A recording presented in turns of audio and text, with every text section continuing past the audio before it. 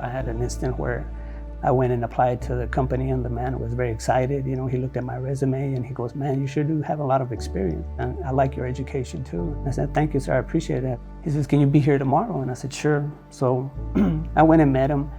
When it came down to the money, and he told me, "Well, what are you expecting?" And I said, "Well, it says here on the job description that you were offering this. I think that's pretty fair at this point." I said, and again, once you see me how to, that I know how to do the job very well.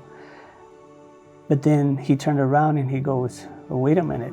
He goes, "But you have this." So he showed me that he had run my background, and it showed, the marijuana charge, for, at that time, it was like 20 years old. And I said, "What does that have to do with anything? Your company says you go 17 years back, but yet it still comes out." I said, "But that was, I've already paid for it." But yet he kept, "Well, if you want the job, I can start you at this." I said, "But the description says this. Look at my resume and look at your description. It's almost identical." I said, "I know, ask me anything about the job. Watch me work for a little while." But and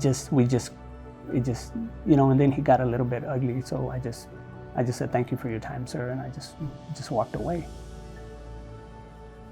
At one point, I tried to open my own business, a contracting company, which I already had the contracts.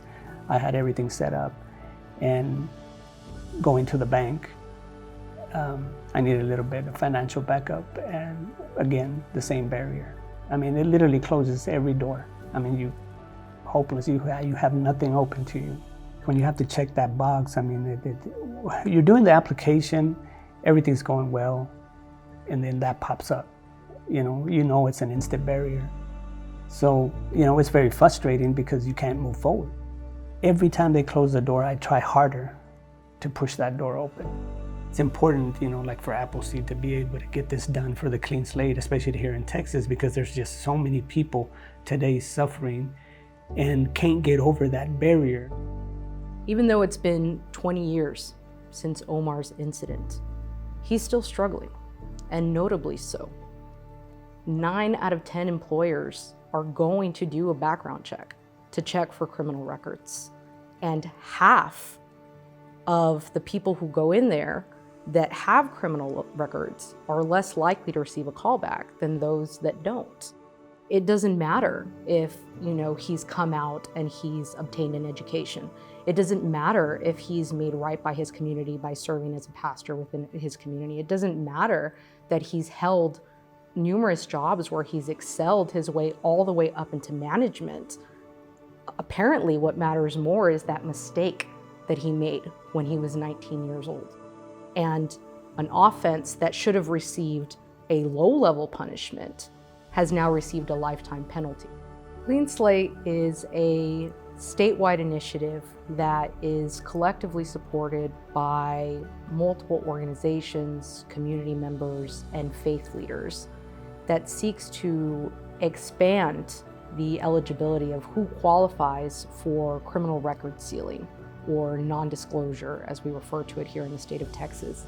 It is an initiative that acknowledges that people make mistakes in their lives and that they shouldn't be penalized for those mistakes after they've already paid their debt to society. It's an initiative that essentially supports second chances. Being able to reintegrate these individuals or these people back into society by not having the challenges and barriers that are associated with criminal records benefits everyone. It's like you have this uphill battle, and all the doors are closed, and now you're like not just at the bottom, you're way at the bottom. Think back for a moment on a time when you made a mistake. What if everything that you have in your life right now was jeopardized? Beautiful house, beautiful family, 1 or multiple degrees on the wall. Your world is full and ripe with opportunities. Now let's pause and rewind. Think if that mistake that you made had followed you in your application for law school, for acceptance to the bar, when you went to go finance your home, eliminating and eroding and erasing your family, your friends, your opportunity just to succeed.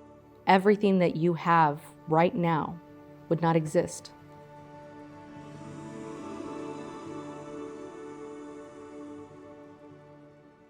It's like a nightmare to have to deal with this every single day, everywhere you go. I mean, it follows you. It's like it's attached to you, and it's horrifying.